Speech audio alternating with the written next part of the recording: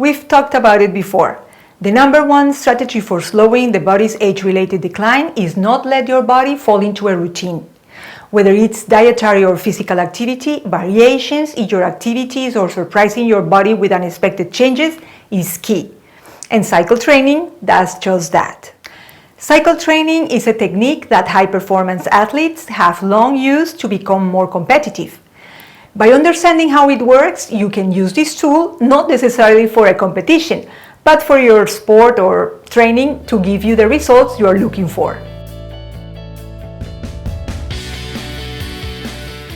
Training in cycles is very interesting because it allows your body to adapt, get stronger, leaner, and more resilient with the minimum risk of injury.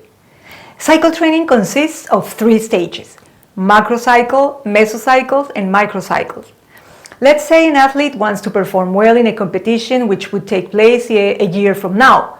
That period of time to prepare prior to the competition would be a macrocycle.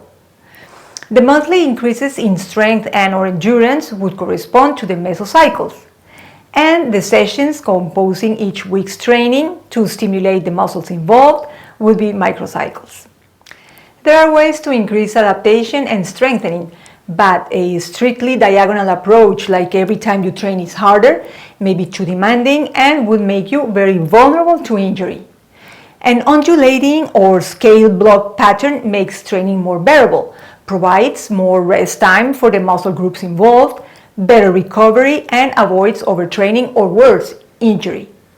Normal mortals like you and I, who may want to use this method, can imagine wanting to be in shape for the Christmas holidays by making monthly incremental blocks or an undulating plan, working weekly through December to achieve your goal.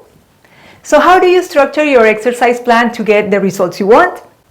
One way is to train by muscle groups and every other day, assuming you work out 3 or 4 times a week, or even for beginners who are going to start working out. If you are a complete beginner, haven't trained for a long time, or have just recovered from an injury, it is advisable to do some sort of adaptive training for the first month. That is to say, you would train all the muscle groups every day you go to the gym, be it 3 or 4 days a week, doing 1 or 2 sets with relatively light weights to do up to 20 reps for each set.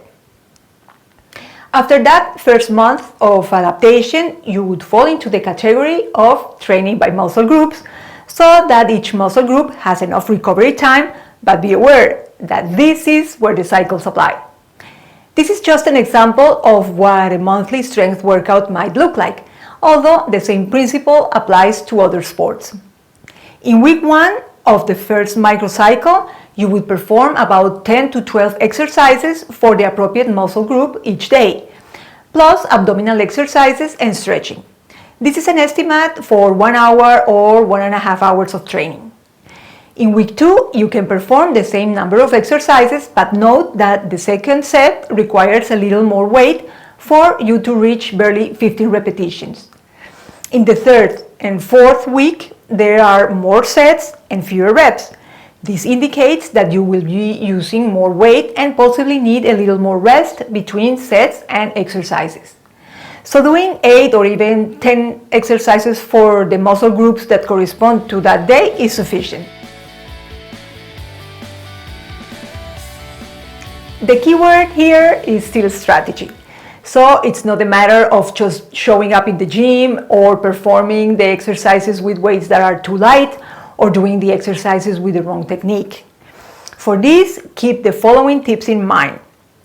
Take at least 20 minutes to warm up, either by walking on a treadmill, cycling, or doing some of the movements corresponding to the muscle group you are working out that day, but first with very little weight.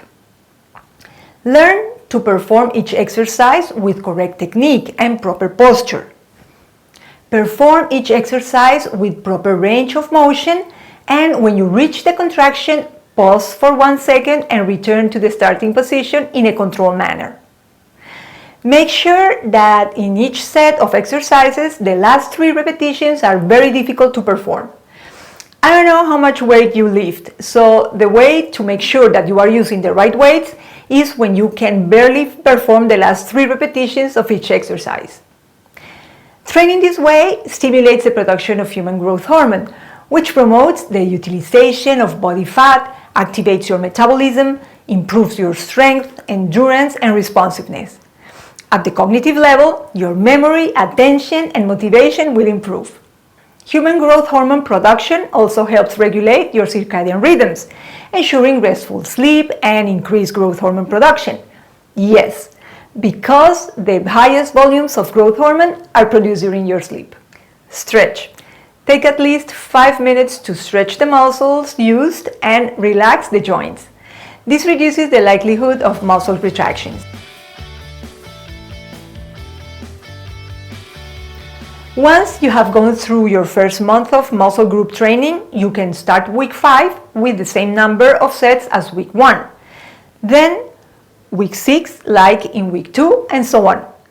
The increase in strength and or endurance may not be as obvious because although the muscles respond more quickly to strength training, the joints need a little more time. The key word here is consistency, because as your muscles start to tighten, your confidence to perform the exercises with proper technique grows, and so does your production of the hormones that keep you encouraged and motivated. So go for it.